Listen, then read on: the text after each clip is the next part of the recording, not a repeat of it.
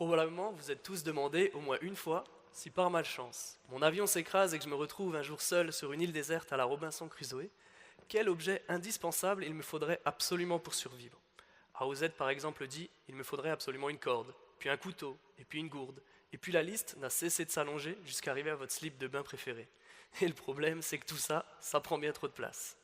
Alors comment fait-on? Est-ce qu'on se satisfait d'un seul objet? Eh ben non.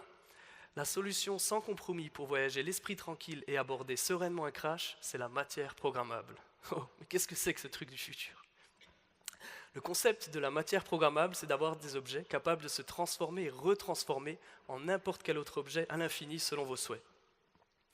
Ces objets transformables sont formés de petites billes, mais pas n'importe quelles billes, des billes électroniques, capables de discuter entre elles et de se déplacer pour s'auto-organiser en l'objet de votre désir. Un peu comme des Lego qui s'auto-construiraient. La matière programmable, vous en avez déjà vu, à la télé par exemple, dans les nouveaux héros, donc vous pouvez voir les images ici. Bien évidemment, en 3 ans de thèse, je n'ai pas réalisé la matière programmable dans son ensemble. Non. Moi, il y a un tas de grands challenges à résoudre, en particulier la fabrication de ces petites billes. Et moi, j'ai travaillé sur la coordination de ces billes. En particulier la coordination des mouvements individuels pour passer d'une forme à une autre, pour passer d'un couteau à une corde ou d'une main à un escalier. Ce passage d'une forme à une autre est très complexe. Un ensemble d'1 mètre cube de billes est aussi complexe à gérer que tout Internet.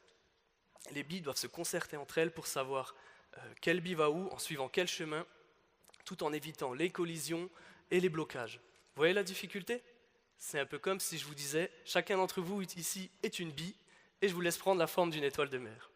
Vous allez me dire, mais où est-ce qu'on va la construire? Et puis moi, personnellement, en tant qu'individu, où est-ce que je vais? Comment être sûr qu'on n'est pas deux à aller vers une même position? Comment on va bouger sans se rentrer dedans, ni se bloquer les uns les autres? Pour résoudre tous ces problèmes, j'ai proposé un algorithme, c'est-à-dire une liste d'actions à réaliser étape par étape. L'idée dans cet algorithme est de détruire l'objet courant couche par couche, de la gauche par la droite, pour construire le nouvel objet couche par couche, juste à côté. Vous pourrez venir tester cette méthode ici sur scène, en venant construire cette étoile de mer humaine pendant la présentation des 9 prochains candidats. Non, plus sérieusement, la matière programmable offre une quantité infinie d'applications, avec des applications aussi bien dans la santé que dans l'aérospatiale. Et en conclusion, dès que la matière programmable sera commercialisée, je vous invite vivement à toujours en avoir une petite quantité sur vous quand vous prendrez l'avion, juste au cas où. Merci à tous. Merci beaucoup, André.